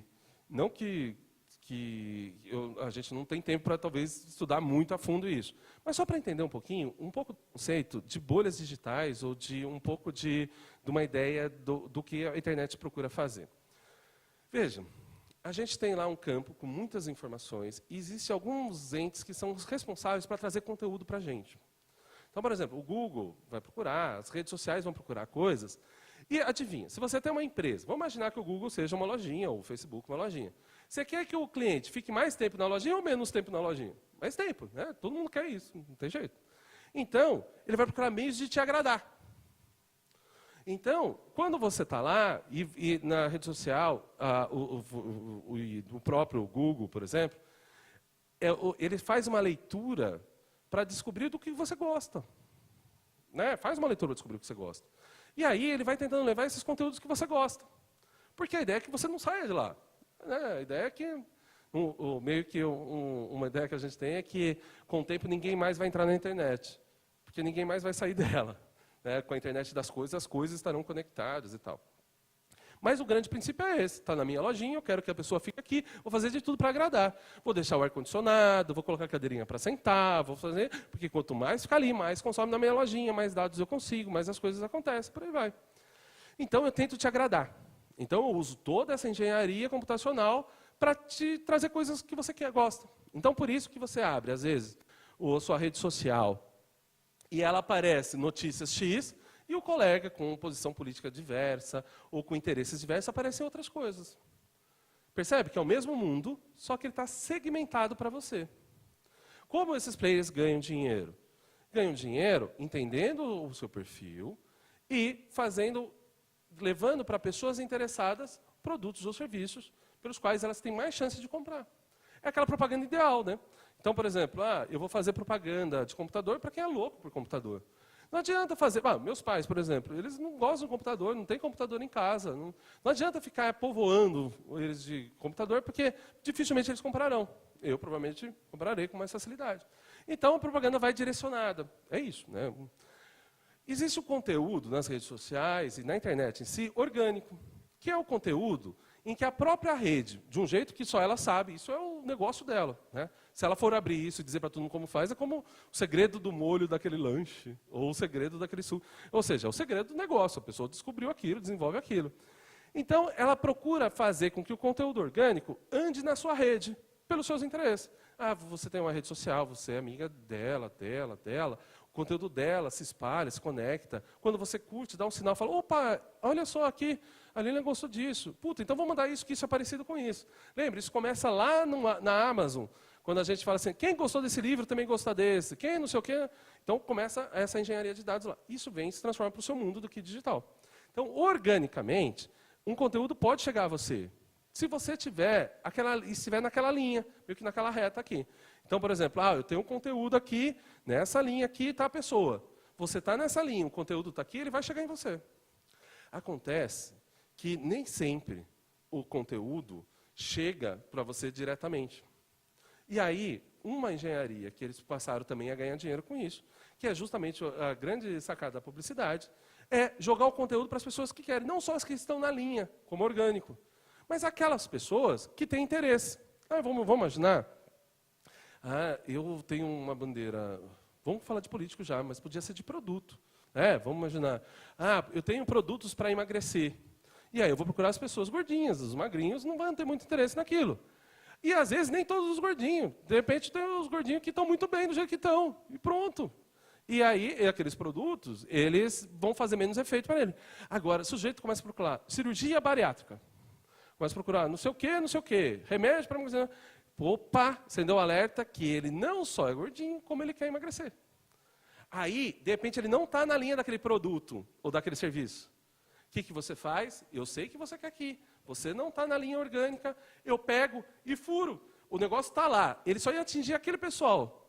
Eu jogo ele de lá para cá. E, puf, cai no seu colo. Isso é uma ideia do impulsionado. Você paga para tentar atingir um público que quer aquilo que você vende. Mesmo que não esteja na linha. Por exemplo, ninguém da sua rede pode ter visto aquele produto. Então, organicamente, para chegar em você ia ser difícil. Né? Não foi trilhando o caminho, entendeu? Então, o impulsionamento é isso. Praticamente isso. Agora, foi permitido o impulsionamento para a campanha política. Com o impulsionamento, você consegue alcançar um público que pode, talvez, ter mais afinidade com as suas bandeiras. Qual foi o filtro da legislação? Ela limitou em que esse conteúdo só poderia ser impulsionado pelo candidato, pelo partido político ou pela coligação.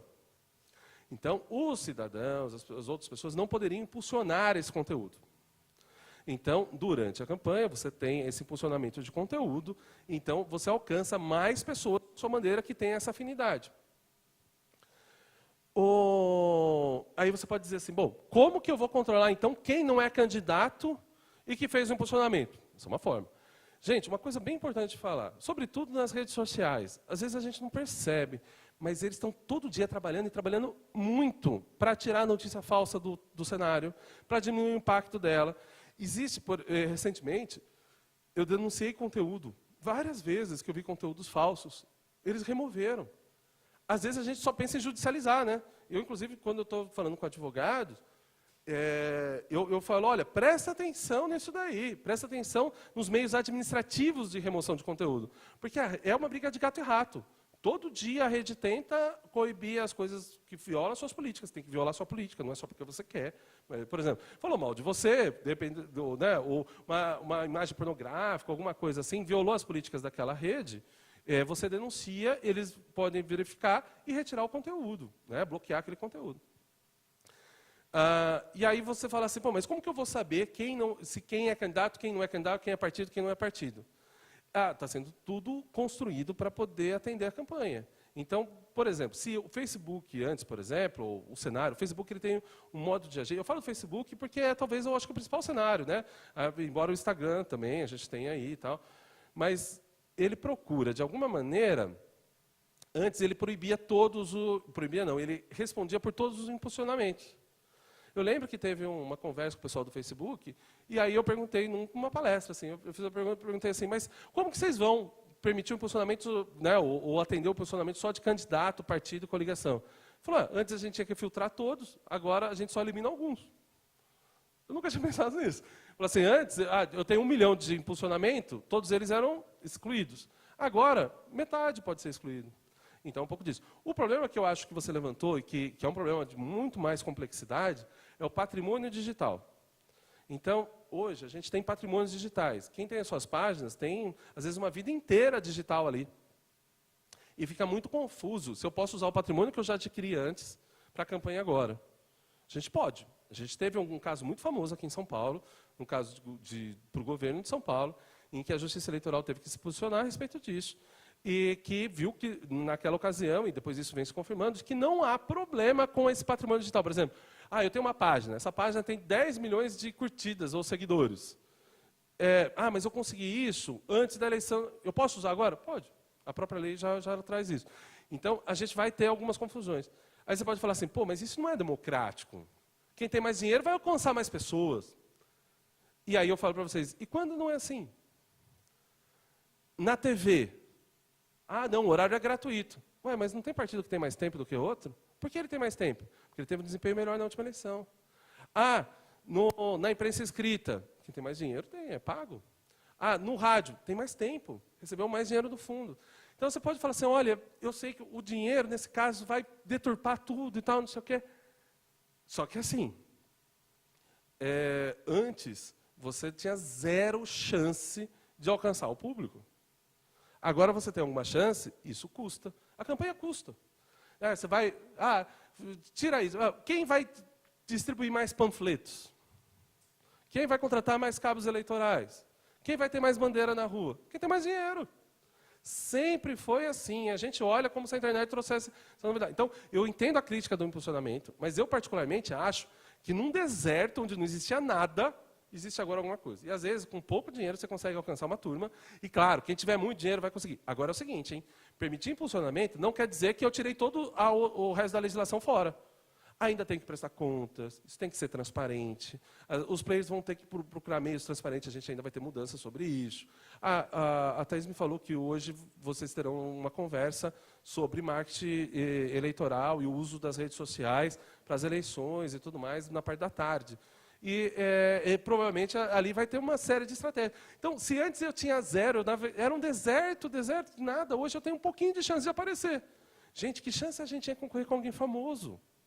Né? Que chance a gente tinha de concorrer com alguém que já foi eleito? Então, assim, perceba que ainda temos problemas. Tem a questão do déficit democrático, mas a gente tinha nada. A gente tinha um nada. Primeiro que a gente não tinha nem internet. Com a internet a gente começa a expor. Mas com a exposição a gente não podia pagar, alcançar mais pessoas que não conheciam a gente, só gente que conhecia. Agora eu posso alcançar gente que eu não conheço. Mas eu tenho que pagar para isso. Mas para fazer panfleto eu também tenho que pagar. Para a bandeira também tem. A vida é assim. Então, eu não vejo um problema tão grave como coloca.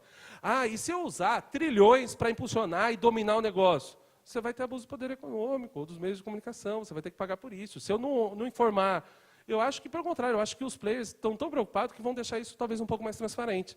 E aí é mais fácil você provar que um sujeito furou a regra econômica, por exemplo, numa rede social, do que imprimindo panfleto. que fala que imprimiu 1.000, imprimiu 1 milhão. Né? Então, assim, a gente tem aquela dificuldade. Então, às vezes, o mundo físico traz mais desafios do que o digital. Eu já até comentei isso uma outra vez. Às vezes, é mais fácil achar quem criou uma notícia falsa e está propagando do que alguém que fez um panfleto e distribuiu anonimamente na madrugada numa cidade. Porque se você não filmou aquilo, se você não tiver outra prova, você não acha nunca aquela pessoa. E no cenário digital sempre deixa rastro. Pode ser demorado, pode ter outro país, pode não sei o quê, mas que deixa rastro, deixa. Então, às vezes, a gente também tem aquela falsa sensação de anonimato que a rede coloca para a gente como se fosse máquina. Ah, não, ninguém está me vendo porque eu estou aqui no meu quarto. Não, o cenário da internet, às vezes, ele deixa muito mais rastro do que o físico. Então, um pouco disso. Por isso que eu não sou contra, não. Essa parte aí eu acho que acertou, mas eu acho que os limites são necessários. Eu sempre fui muito a favor de, quando entra a questão financeira, procurar ser mais difuso do que concentrado. Eu, por exemplo, não acho problema ter doação de pessoa jurídica. Campanha, hoje proibido. Eu acho o problema você deixar para 1 ou 2 pessoas doarem quase todo o dinheiro de campanha. Eu acho que se a pessoa é física ou jurídica, pouco importa. A gente teve agora pessoas físicas que doaram milhões, porque, enfim, tem um patrimônio que comporta, tem um limite de 10%, mas tem um patrimônio que comporta. Fora a inveja, né, que uma pessoa que tem milhões só para uma cota. Mas passada a inveja, já respirei aqui, passado um pouquinho isso daí, a verdade é que o dinheiro independe do DNA do dinheiro, se é público ou privado. O problema é concentração. Se 5 milhões de pessoas doarem R$1, eu tenho uma espécie de compromisso com esse público. Se uma pessoa doar 5 milhões, talvez não dá para falar não na hora que me chama para jantar. E é aí que eu acho que é o problema. Então, eu acho que é um problema de concentração. Então, o próprio meio de posicionamento também. Eu acho que se concentrar tudo, deixar ilimitado, poderia gerar problemas e dificuldades aí. Legal. Manda aí. Dá tempo? Dá. Não, para mim dá. Tem 15 minutos. Né? A pré-candidatura. É muito nebulosa esse cenário, porque é uma lei, parece que, embriagada. Porque, por exemplo, se você mudar uma vírgula ou uma palavra, já é aceito, entendeu? Como que você vê o mundo da pré-candidatura? Muito legal sua pergunta. Eu acho que dá para perceber que eu sou a favor da campanha eleitoral. Eu acho que a campanha eleitoral tem que acontecer. Eu acho horrível esse negócio. Eu dou aula há muitos anos, como eu comentei no início, eu não trabalho, eu só dou aula. E aí, no Mackenzie tem direito eleitoral como obrigatória. E eu dou aula, lá tem 8 ou 9 turmas, eu dou aula para 7 turmas. Somando, eu tenho 680 alunos. Bom, já imaginaram como que são meus finais de semana de prova, né? Se alguém quiser trabalhar, só vem. E aí eu tenho 680 alunos, que a maioria está ali na faixa dos 20 anos. Em todas as salas, quando eu entro para começar a falar, eu pergunto quem é filiado a um partido, quem quer ser candidato, quem já foi candidato e tudo mais. E eu escuto um sonoro não. Quando eu faço alguma brincadeira, tipo assim, não, fulano não vai ser candidato, fala assim, Deus me livre. Gente, a gente criminalizou a política. A professora Vânia Aeta, do Rio, ela tem um livro maravilhoso sobre criminalização da política. O Milton está aqui, ele conhece a professora, o livro e tudo mais também. Um livro maravilhoso e a gente meio que fez isso daí. Essa criminalização da política, ela só tem um objetivo, no meu ver. Só tem uma coisa. Os melhores tendem a sair ou não entrar. Por quê? Porque, veja, você quer entrar para um lugar onde você é ridicularizado? Quem quer? Não. Aí acaba sobrando para os mais corajosos mesmo, aquele que fala assim, não, eu vou encarar isso daí e tocar lá, ou para os que não prestam. Entendeu? Porque é aquele lá que está pouco preocupado com o que vão achar dele. Então, a criminalização política é horrorosa. E eu acho que até o direito eleitoral criminalizou a política, quando ele cada vez mais proíbe e restringe a campanha eleitoral. Pode querer restringir dinheiro, faz sentido isso. Agora, mais ainda, com dinheiro público. Dinheiro público, não pode dar dinheiro público para qualquer um. Não é assim, vou lá, eu pego dinheiro público e faço o que eu quero. Não, o dinheiro é público, você tem que me explicar o que você vai fazer. Agora, criminalizar a campanha, reduzir tanto, restringir tanto, é aquela sensação aqui, que a pouco o sujeito tem que fazer campanha no banheiro. Tipo, aquele caso lá, ele não pode aparecer, senão ele é criminalizado.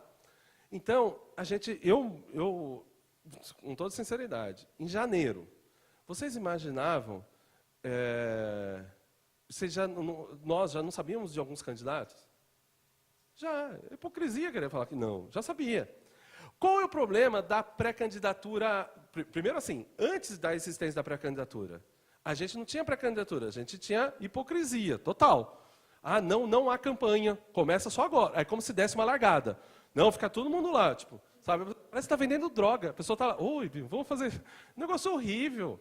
E aí, o sujeito, então, não, vamos dar a largada. A partir desse minuto, todo mundo é candidato. Cruza a linha, sou candidato. Que isso, gente? Que é isso? Todo mundo sabe, tem que ter uns balões de ensaio, tem que viver isso.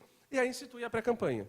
Por uma questão de necessidade mesmo, tentar substituir a hipocrisia total pela pré-campanha.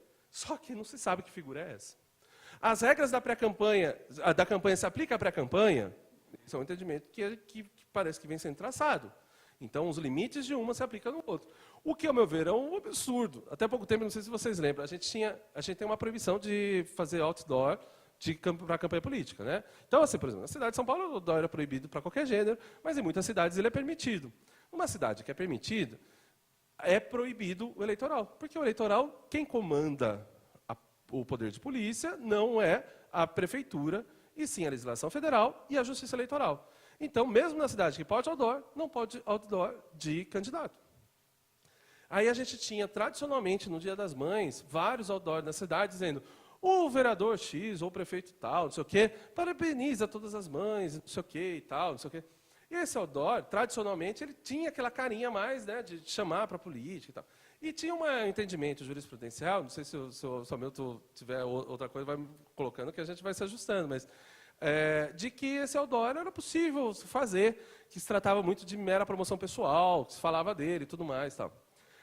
Aí instituíram a pré-campanha. Então, basicamente, dividiram o mundo, o Brasil, em duas coisas. Ou é campanha ou é pré-campanha.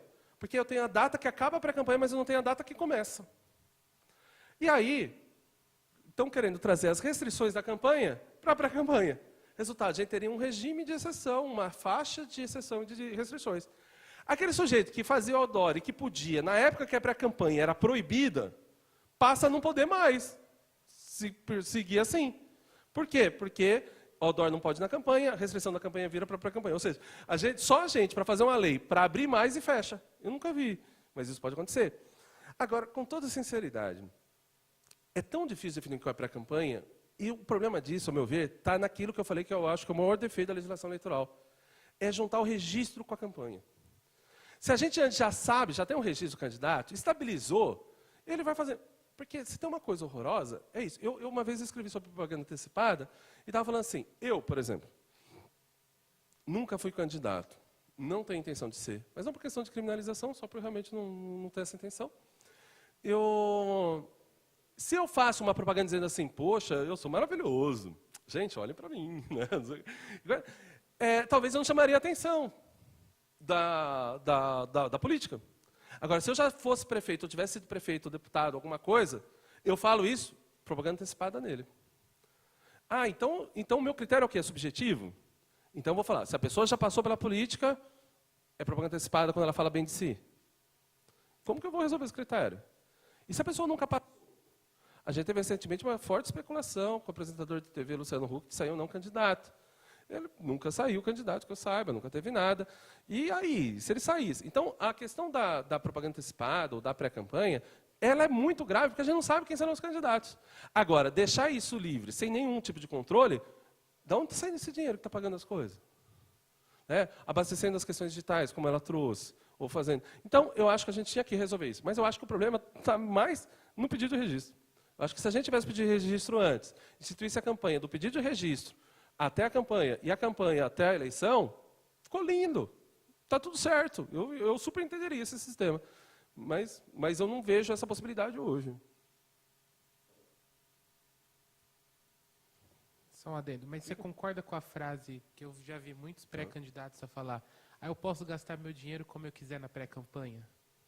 Legal falar isso.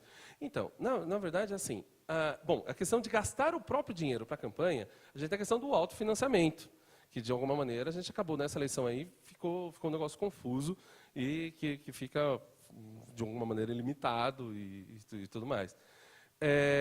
Mas tem que perceber que na premissa tem um errinho ali, porque uso o meu dinheiro como propriedade e a campanha como um bem particular, é um bem público. Campanha é uma atividade pública coletiva. Então, não pode usar. Então, por exemplo, na campanha, você também não pode usar o dinheiro do jeito que você quer. Você tem os limites. Na pré-campanha, me parece que tinha que ter transparência. Então, eu não acho que o candidato na pré-campanha bem da verdade, vou dizer uma coisa. A gente está vivendo uma transformação, porque a pré-campanha ela surge com o remendo, e isso é um reflexo das mudanças na legislação eleitoral que eu comentei antes, porque aí cada reforma vem 2, 3 reformas, e cada reforma vem com uma cara, um jeito, uma coxa de retalhos, e aí fica sistematicamente difícil de explicar. Você imagina explicar para alguém? Imagina, um extraterrestre chegou agora no planeta e pergunta para você assim, o que é a pré-campanha? Ou tipo na língua dele. Não. Perguntou, o que é a pré-campanha? Gente, como que você consegue explicar isso? Tem data para acabar, mas não tem data para começar. Então, em tese, a pré-campanha começa quando termina a última eleição. Então, no Brasil, só tem 2 momentos, pré-campanha e campanha. Então, se eu for estender as restrições, eu estendo para todo o período. Mas como que eu vou saber que alguém vai ser candidato se eu nem sei se essa pessoa vai estar viva lá no coisa? Se eu não abrir registro. Então, assim, a gente criou uma anomalia mesmo. Eu acho que vale muito a pena, em especial no momento ainda de confusão, ou seja, quando a gente não tem isso muito claro, eu como candidato, se eu fosse candidato, eu tomaria muito cuidado com esses gastos, porque pode ter uma virada ali, e em todo momento pode sobrar um questionamento sobre abuso de poder econômico. Em todo momento pode. Então, a gente fala assim, não, mas não tem lei sobre isso. Não, peraí, a gente tem ali a questão dos abusos. Então, se de repente for comprovado algum abuso, talvez possa dar um problema. Mas a gente ainda não tem definido isso. Eu não sei de ter definido isso. Eu acho que o TSE ainda não definiu, mas a última vez que eu acompanhei estava em aberto mesmo. Mas é bom que defina, porque a pior coisa que podia acontecer para um Estado democrático é a gente ter a decisão na justiça e não a decisão na urna, que é o que a gente quer. Então, quanto mais empurrar, mais dificuldade a gente vai ter, mais entrave a gente vai ter lá. Beleza? Pessoal, só para poder fechar, eu só queria trazer um conceito que eu acho que não é muito familiar, e para trazer sobre fake news, que é da deepfake.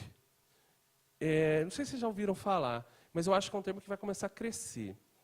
Sabe aqueles, tipo, só para trazer um conceito talvez até mais grosseiro disso, mas sabe aquelas engenharias de computação gráfica que tinha naqueles filmes, que faziam as pessoas parecer que era de verdade? Lembra aquelas coisas? Caríssimo, só Hollywood tinha, milhões de reais, tudo. Isso está meio que se transformando numa coisa muito mais acessível. Começam-se a criar uma espécie de aplicativo em que deixa muito fácil você manipular algumas coisas. Eu trouxe um vídeo, uma matéria de 2 minutos. Eu posso aproveitar esses últimos minutos só para mostrar isso, só porque normalmente as pessoas não conhecem esse conceito. E eu acho que se hoje o conceito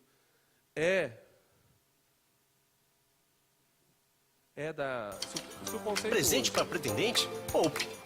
Um vídeo com o ex-presidente Barack. Se o conceito hoje é fake news e a nossa maior preocupação é essa, eu acho que em breve a gente vai ter que entrar num conceito e na dificuldade de deepfake. Eu acho que isso mostra muito o porquê nós nunca venceremos. Isso sempre vai ser uma briga de gato e rato.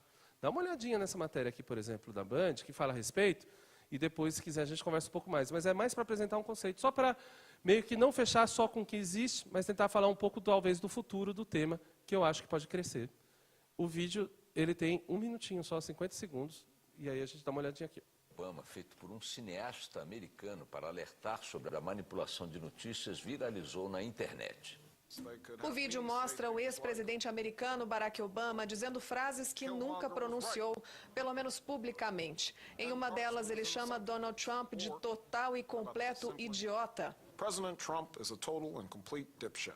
A gravação é fruto de uma manipulação sofisticada feita pelo cineasta Jordan Peele. We need to be more vigilant with what we trust from the internet.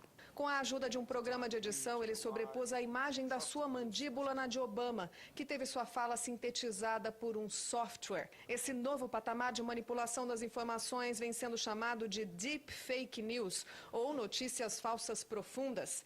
Elas parecem tão verdadeiras que é praticamente impossível descobrir que são falsas. Stay woke, bitch. Na hora de realizar, fale a língua do P, de pouco. Deu para entender um pouquinho do conceito, né? A gente tem uma tendência muito forte a acreditar no que a gente vê. E nem sempre o que a gente vê é aquilo lá. Só que isso pode estar em transformação. Hoje mesmo, que nem nesse exemplo, que foi feito por um cineasta e tudo mais, você tem plataformas muito mais acessíveis para chegar nisso. Viralizou um vídeo um tempo atrás com uma espécie de não de um pornográfico, mas a Michelle Obama é como se ela estivesse fazendo uma espécie de um striptease. colocou o rosto dela no corpo de uma outra mulher, e aproveitou a cena e tudo mais. É perfeito, ao ver. É difícil identificar. E a gente tem muito aquela ideia, não, os meus olhos não me enganam. A verdade é que engana. Imagina se isso se transforma num aplicativo de celular. Por exemplo, hoje, o celular, você tem celular que tem câmera que mistura realidade virtual, né, com você e faz um emoji de você, sabe, aquelas carinhas, faz com o seu rosto, fotografa você, cria em design gráfico e no próprio celular faz isso. Então, esses celulares mais novos já estão vindo com esse espécie de aplicativo. Sabe o que acontece? Você monta o seu desenho, o seu avatar, e aí você faz cara com ele. Então, a câmera olhando para você, você abre a boca. O bichinho abre a boca. Pisca um olho. Ele pisca um olho. Ele vai... Se daqui a pouco transformar aquilo numa imagem não de desenho, mas real, quase qualquer um teria no celular a possibilidade de fazer você falar coisas que você nunca disse.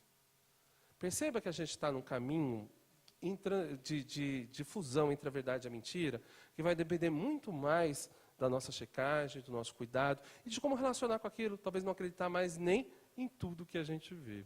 Você tinha me chamado, quer falar? Ops. No final da semana passada mesmo, saiu um vídeo assim do Bonner falando sobre a prisão do Bolsonaro.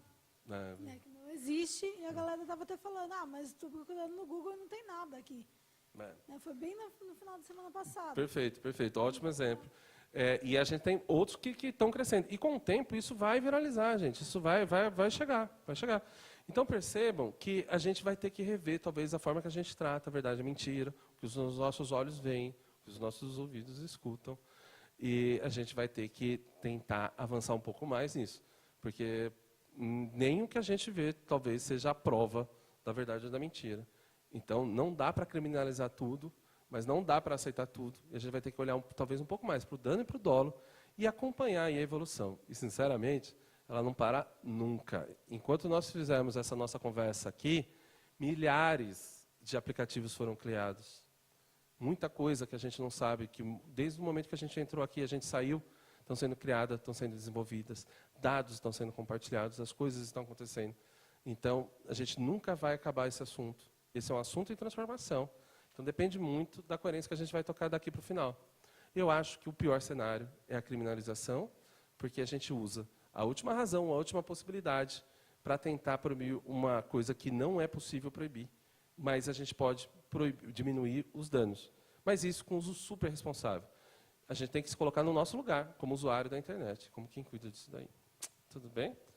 Gente, queria super agradecer, eu vou passar a palavra à doutora Milton, à Thaís, como que vocês querem fazer, mas eu não posso terminar aqui antes de agradecer vocês. Foi super bacana hoje, dessa manhã com vocês, muito simpático e as perguntas super pertinentes. E queria, de alguma maneira, estar em contato com vocês.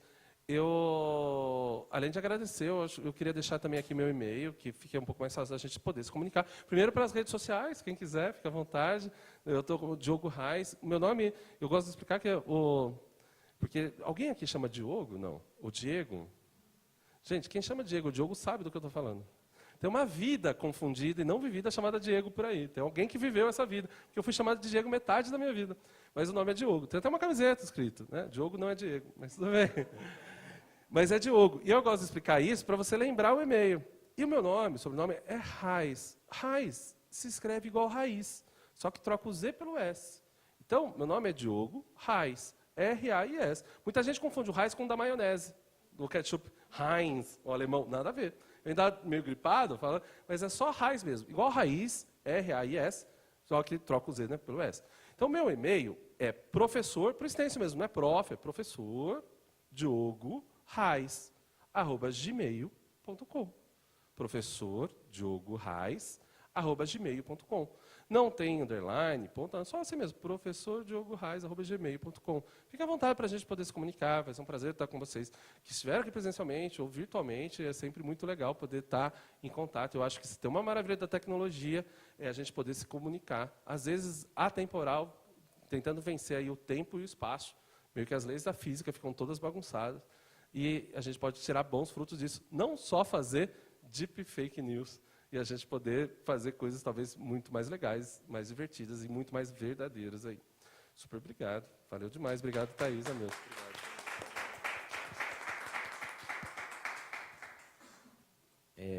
quero, primeiramente, bom dia, né, a todos. Hoje eu não consegui chegar no tempo. Eu quero te agradecer muito a presença aqui e agradecer a presença de vocês também, da Thaís, que está sempre aqui com a gente, Guerreira, o Vinícius, presidente do Instituto, também é um grande parceiro, e dizer que o ciclo ele continua, né? Na próxima quarta-feira nós vamos ter a professora Marilda Silveira, o Diogo conhece. A Marilda é fantástica. Ela, se eu não estiver falando de uma bobagem, até porque é notório isso, ela vai ser a próxima ministra do Tribunal Superior Eleitoral. E a gente está aí só na torcida para que tudo transcorra muito bem. Então é isso. Agradecer mais uma vez, agradecer ao Diogo a disponibilidade e dizer que vocês estão na mão de um dos melhores no assunto e eu sou fã também. Imagina, muito obrigado. Eu agradeço, cara. Obrigado. Obrigado.